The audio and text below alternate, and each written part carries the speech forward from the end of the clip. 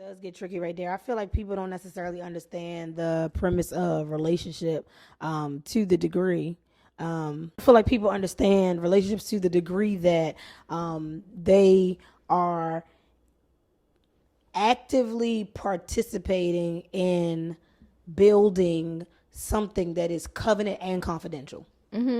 See, relationships have to be both covenant and confidential. They have to be confidential in the sense that there are things that happen within the relationship that should remain a part of the relationship so that the relationship maintains its integrity, right? Absolutely. It's something that you and I only can identify with. And in the same regard, it ought to be covenant in that I know, number one, you would never put me in a position where something happens within this relationship that I would have to break the confidentiality of. Absolutely. So it ain't like you beating on me or you verbally abusing me or behind closed doors you trying to isolate me from my family and my friends, right? And I think that one of the problems is that people, number one, they break confidentiality too early. But then the other problem on the flip side is people are breaking covenant because it's so many men out here breaking the rules. Like, I'm just saying, I mean, my top 5, I'm gonna give them to you. This is what I said. I gotta give them to you because I'm gonna make sure I get this out. Top 5 things I felt like I found in a dating pool so far: mental health in Black men.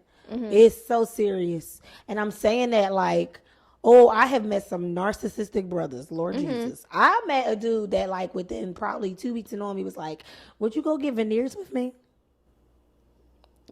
Excuse me? I was like, my teeth are fine to me. Like, as many years as I've spent in preventative dentistry, I'm not going to get no veneers unless my mouth is raggedy. I mean, my teeth better be falling out unless I'm going to get veneers. But I'm talking about people that I felt were like uber superficial. And then when I would stop accepting the calls, it's like, well, what did I do? I'm like, it's not giving what it was supposed to have gave. I'm saying that to say like narcissism is really like it's an issue. Yeah. It's a thing. And then spiritually you really can connect that with pride, right? That's another thing. I'm like, and the crazy thing I realize is people who are really just a little like unkempt in the mind, they really don't think that you catching on to the game. Like they really confidently sell their crazy. I'm like, do you know that I'm see through you? Like, do you know that I see that this is crazy? And then I hate that it feels like so they make you feel like something wrong with you. I'm like, dog, I just can't deal with it. But on top of that, I'm talking about people. I've also dated guys who had come out of the military. I know a friend of mine who got divorced from a guy who was in the military because the mental health thing is serious. The mental health is a thing. The mental health thing is a thing. Black male trauma. You can throw that in with the mental health. Maturity. Yeah. Let's get with the maturity. Girl, what's the most immature thing a guy has done, like, to you? The most immature thing.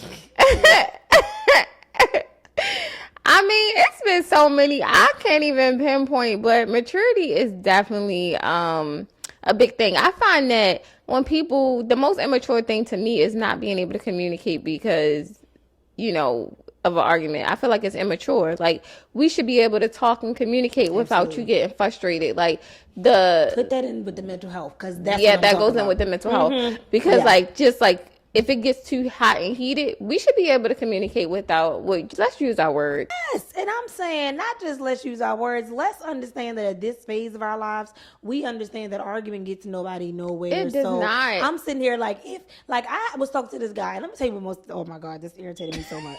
Char, it couldn't just be, if I would offer a suggestion, right? It couldn't just be, oh yeah, and that would be nice, or oh, maybe I can think about that, and it would be like, yeah, but everything was a yeah, but. So it felt like it was always something yeah, wrong. I've but. been there. Like, I'm like, dude, this is not a competition. This is not me trying so after a while I just shut down. I stopped advising or offering it. I stopped chiming in. Then I started disconnecting. I'm like, dude, it's very rude though. I've been struggling. I struggle hard. I will disconnect in a minute. Once I'm uninterested, you're gonna know I'm not interested. You're gonna know I'm not interested. Once I'm uninterested, it's bad. Like a guy, oh my God, I feel so bad. I can't tell you, like this guy, I probably like, oh my God, this guy. I ignored him probably for a month straight. He still was trying. He was consistent though. You got to get a brother that. Consistency man, I is almost good. said like, man, maybe I should just give it a try. But I'm like, and here's my other thing, and this is probably bad. I think one of the worst things is when people like, you may ask somebody about somebody like mutual, like, oh, do you know so and so? They be like, run, Oh yeah. and then I don't look back. No, you gotta take that for what it's worth, because they talking about character at that point. Yeah, Yeah. girl, I be scared. I would be afraid. Child, I be running. So I think that was the part of the reason why I really ignored this person for so long, and I almost kind of was conflicted because I was like, well, am I not giving them a chance? Like it was wild. But I thought that the black male trauma, the maturity thing, I think one of the other big thing, and you can identify with this because you're an entrepreneur, the financial. But I want to